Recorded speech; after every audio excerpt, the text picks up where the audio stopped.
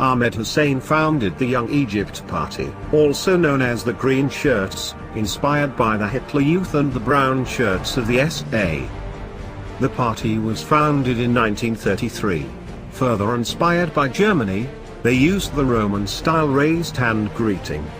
They had their own version of stormtroopers, torchlight processions through the streets, and even used the German slogan, "One people, one party, one leader" in Arabic. It was said that the green shirts represented their uniform of the renaissance of youth in our times and the symbol of dedication to the service of the nation.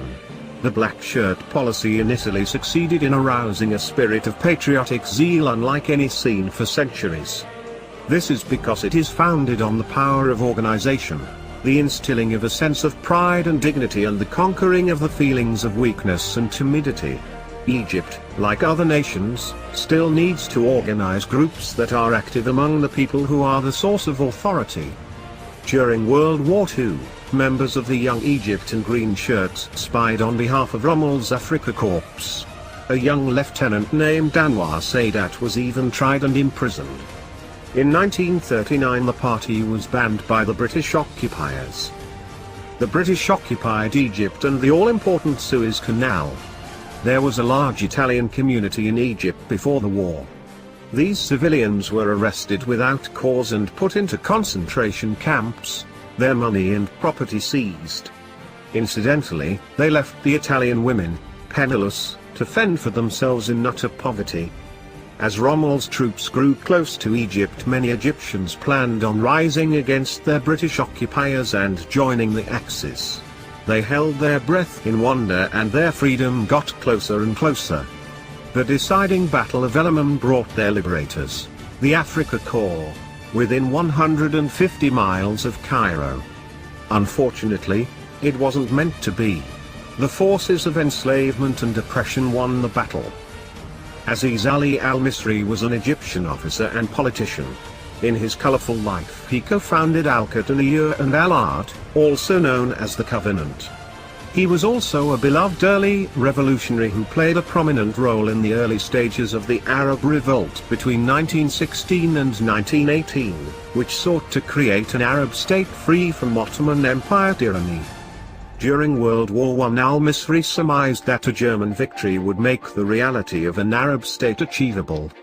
Unfortunately, the powers that be won the day, and an Arab state would have to wait. After spending some time in exile in Spain, he returned to Egypt. The military and police career of al-Misri in Egypt was quite extensive. He directed the Cairo Police Academy from 1927 to 1936 and was Inspector General of the Egyptian Army in 1938. In 1939, he was even named Chief of Staff by Premier Ali Mahir, but the occupying British powers forced his removal. In 1941, al-Misri left the British-controlled Egyptian army and tried to reach the Axis forces in the Libyan desert. Unfortunately, he was caught and court-martialed and thrown into prison. His dream of the German Afrika Korps reaching Egypt and a nationwide Egyptian revolt was ended.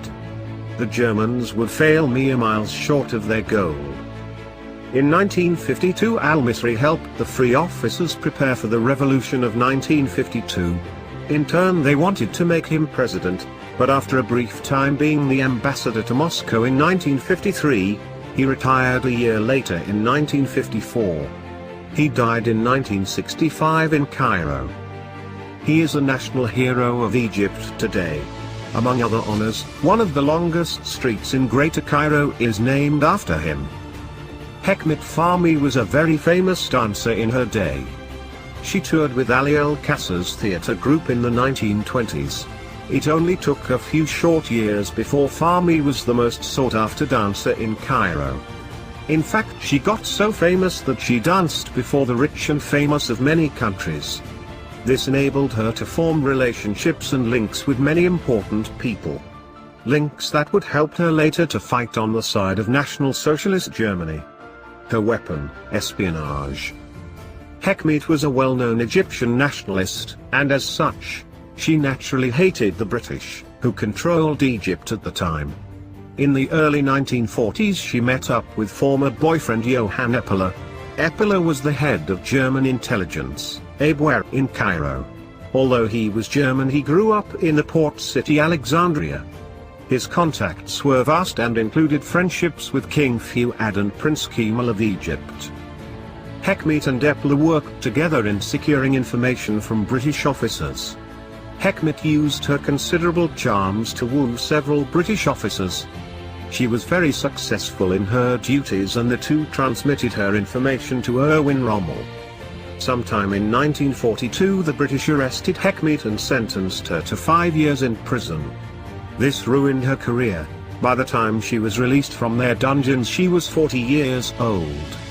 The young, dashing cabaret dancer was gone forever. She had been replaced by young girls who were already basking in the fame she once enjoyed.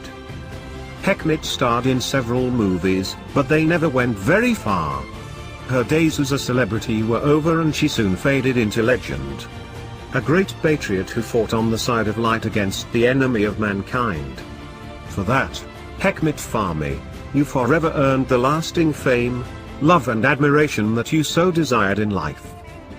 Qadr El-Tawni was a legendary Egyptian weightlifter, regarded by many as the greatest weightlifter of all time. Until 1996 he earned the #1 rank on a list of history's 50 best weightlifters issued by the International Weightlifting Federation. El-Tawni set the world record for his weight class, but the International Weightlifting Federation did not recognize it as a world record, claiming it was an impossible feat. However, they were forced to acknowledge this record when he successfully performed at the 1936 Olympics in Berlin. El-Tawni beat two German world champions at the time and broke the then Olympic and world records. Adolf Hitler himself admired El-Tawni's iron spirit. He watched his performance from the stands and afterwards rushed down to greet him and congratulate him. Adolf Hitler proudly awarded El-Tawni the gold medal, telling him, "Egypt should be proud of you. I wish you were German. I hope you consider Germany your second home." In fact, Adolf Hitler was so impressed with El-Tawni that he named a street after him in the Olympic village of Berlin. Sadly, the great strongman was electrocuted to death in 1956 while making repairs to his home.